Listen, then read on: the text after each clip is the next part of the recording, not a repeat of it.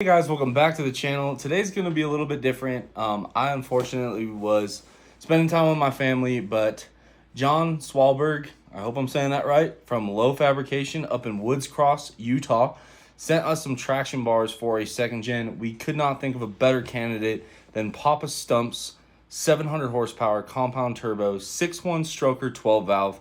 I hope you guys enjoy this content. Meyer's going to take you through a little bit of the other stuff and a little update as well. I know a lot of you guys were asking what he thought of the truck. And this video is more dedicated to not only Low Fabrication, but also just Papa Stump's rig. I know you guys will enjoy it.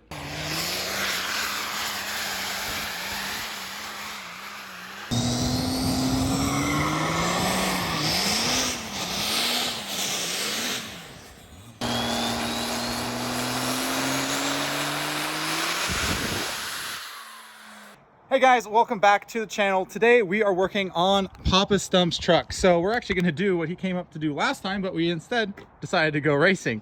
We're first of all giving him a front drive shaft because we did the transmission swap, so he needed a longer front drive shaft. I didn't have one, so we ended up taking it with it being two-wheel drive. Well, ended up sourcing an RH front drive shaft, so we're going to throw that in. Ended up putting all new U-joints in it and a little quick aerosol overhaul. But we're also going to do traction bars. So these are from Low Fabrication. The guys over there hooked us up with these. Freaking look how stout they are. Like that is a beefy product. I mean, I love these end joints are just massive, and he's got the cool brackets we're gonna weld on there. So we're gonna go ahead and install those guys. But pretty awesome units. Pretty pumped to see how it's gonna go on. And then, but also, Papa Stump. What's your thoughts on the truck so far? How many miles have you put on it? I probably put about 4,000 miles on it. 4,000? Okay. And what are your thoughts? Like, have you towed anything with it yet? I've towed a couple of RVs and it's effortless. I didn't go very far with it, but it's a completely different critter than it was. Okay, sweet. And so what's your opinion? You had the NV4500 in there and we went to a full manual 47. What are your thoughts? I'm loving it. I'm loving it. You know, there was a question about the shifting. Well, I came from a stick, so not an issue at all.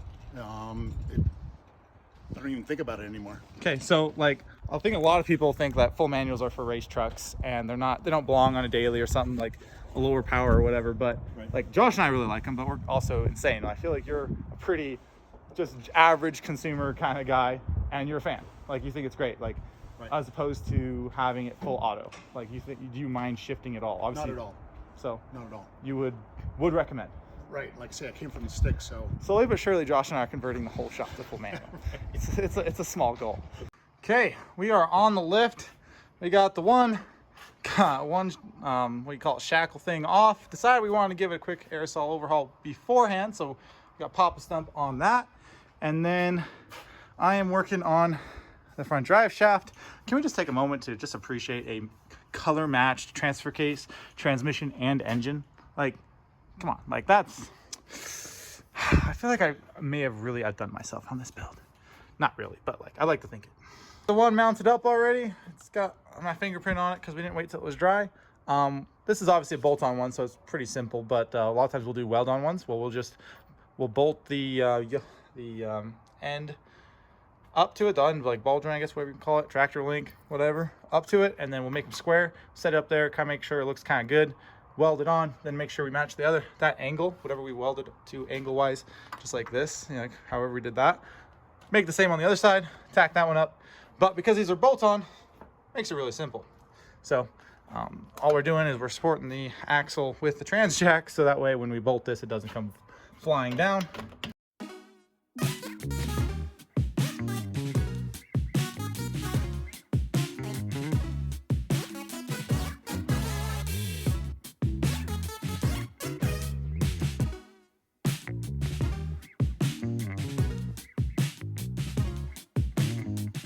Now, one thing I'll mention to you guys is that it's very common. Here, just keep that right where this rust line is. These ones are really good. Like they look great, but those pockets of the factory, I keep spacing here, but the shackle, whatever you call it, the pockets in there collect debris really badly, and it'll just rust the crap out of those U-bolts. So make sure if you're doing this, you might end up needing to buy new ones, and you're not going to find these at AutoZone because they're so freaking long. Remember the first time I went to order them, I went to all the auto parts stores and everywhere trying to figure it out, where to get them. And they're all looking at me like, oh, wow, you got a heck of a lift on there, huh? I'm like, nope, it's stock. And they didn't believe me because I was 15 years old. Anyway, so we're just getting them put on there. Too bad, and then we'll get them sucked up even with the Impacto.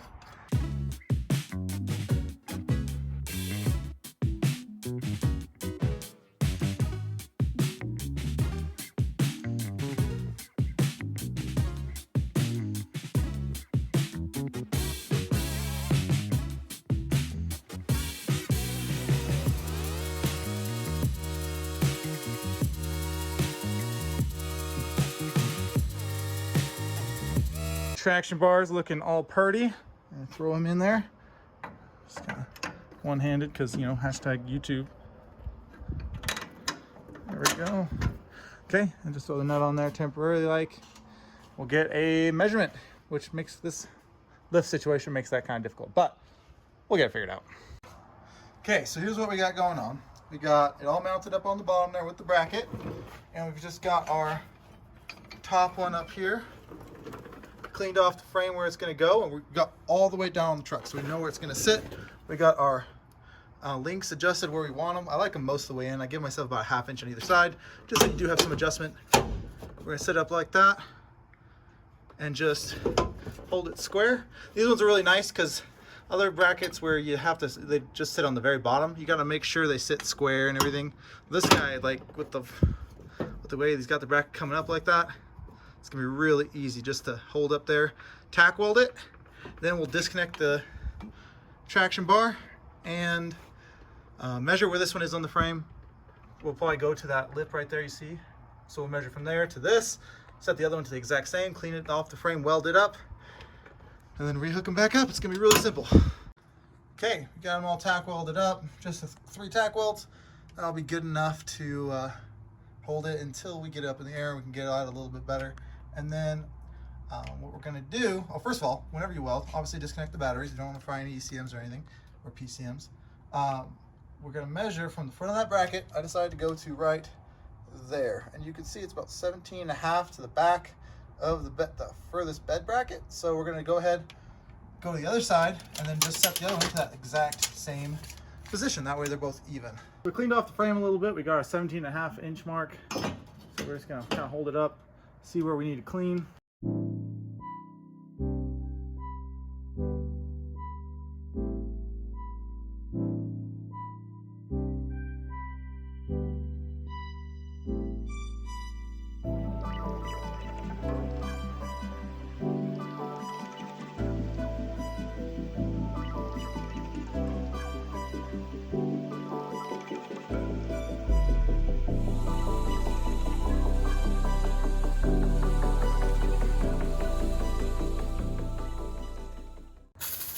Okay,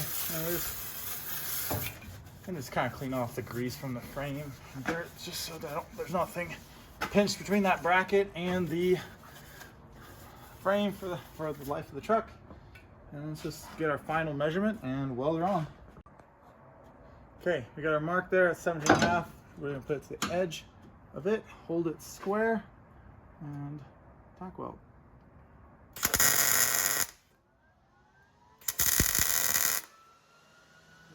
Kind of missed with the first shot there, not even gonna lie.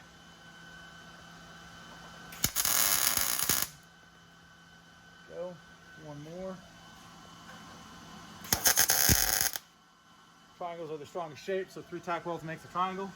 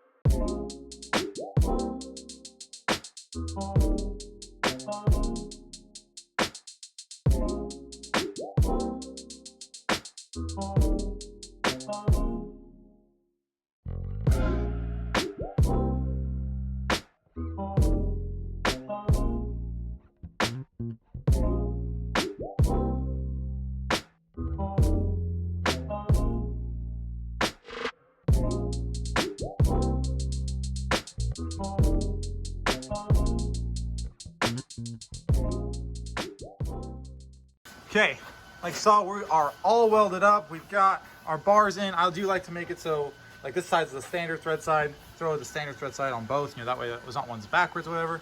We got Papa Stump with the rattle can, which I'm pretty sure when you rattle can something you just welded, that's basically powder coating. So we're powder coating these front traction bar mounts.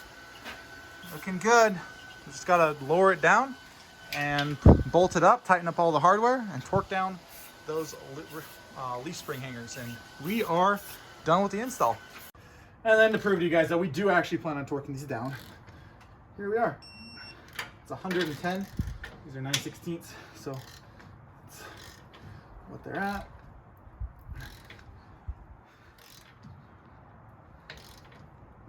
And then it is a good idea to drive it a little bit and torque them down again. Now, you shouldn't actually be reusing these, according to basically everything I've read.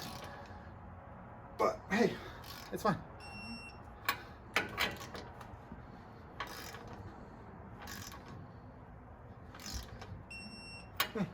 Okay, and before we go ahead and drop it down, we're just gonna do a quick trans service. He's got about 4,000 miles on this, and it looks textbook. I'm not even gonna check the band. Like, that's like basically where I set him. This guy seems fine still, so I'd say it's looking pretty good. And then as far as the pan go, this is about as textbook as you're gonna get. You got some brass in there. You've got a little bit of clutch debris. This thing had a oil change. Not oil change, actually, we just dropped the pan, put a new filter in, put the same oil back in at about the 200 mile mark.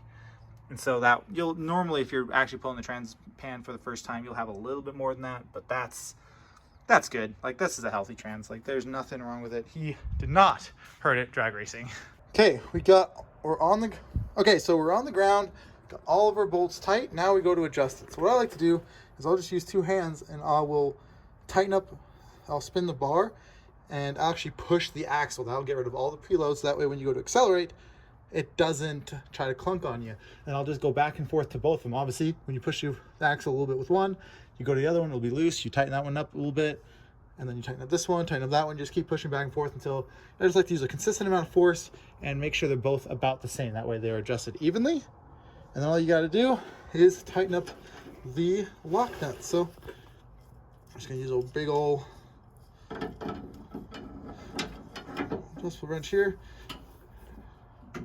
and tighten her up. One thing I will do is I will you can see, like, when you try to tighten this guy up, the eye will spin.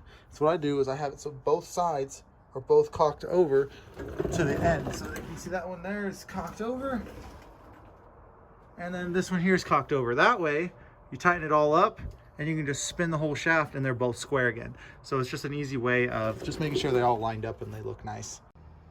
So just to further explain what I'm trying to say, you can see that one's cocked over. This one's cocked over. We got these nuts tight. All we do, boom, they're both square and parallel to each other. Clean install. Papa Stump came in clutch with the rattle can. Like, it actually turned out pretty good. These traction bars, let's get out from the truck here real quick. That is a beefy looking traction bar. Like, that's awesome. Like, I love how that looks. Okay. So you're trying to turn that all the way That off is nice. and back on again. Got the trans popped off again. Just another look at that engine bay.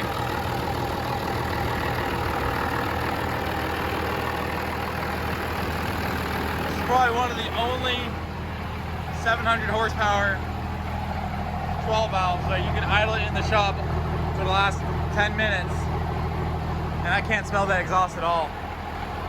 I guess I can a little bit now that I'm over here, but like it's not fumed out or anything. It's awesome. This thing runs so good. Runs so clean. It's awesome.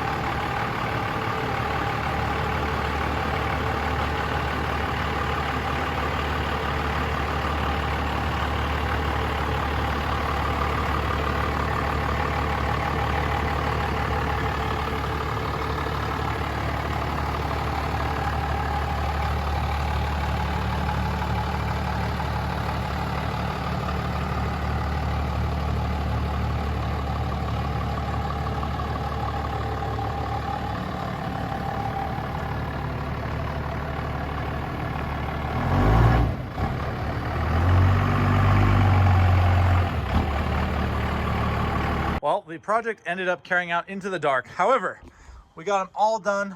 You can kind of see them there. Actually, the lighting's not really doing us any favors, but they are installed. I kind of like that they're shorter like that.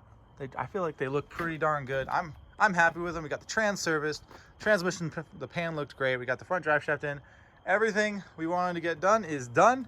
Took it for a test drive, and honestly, it reminds me why I freaking love this thing. I think if I had to build a 700 horsepower tow pig again, I would do the exact same thing. Like, it just runs so good. It runs clean. It burns clean, like makes power easy, spools fast. Like, it's just a peppy, fun truck to drive. Like, for being a dually with a big old gooseneck or a fifth wheel hitch in the back. So anyway, that will be all. We're gonna send Papa Stump on his way. We're gonna end up going home, but we'll catch you in the next one. That's going to be a wrap for today, guys. Again, thank you to Mer and Papa Stump for filming this process, getting those traction bars installed. A huge thank you again to John up in Woods Cross, Utah. Low fabrication. I did not install these. However, I did get to look at them after the fact. They look really nice. If you're looking for a much more lower profile traction bar, these are definitely it. Some of the other ones that we run are a little long, a little obnoxious. These ones are definitely a lot more sleek. And from everything I can tell, it seems like they get the job done just as well. And of course, another product made in America, made in Utah.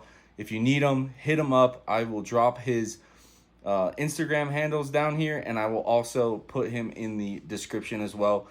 Give this one a big thumbs up. Drop a comment on how Mer and Papa Stump did. Subscribe if you are not already, guys. And as always, I will catch you on the next one.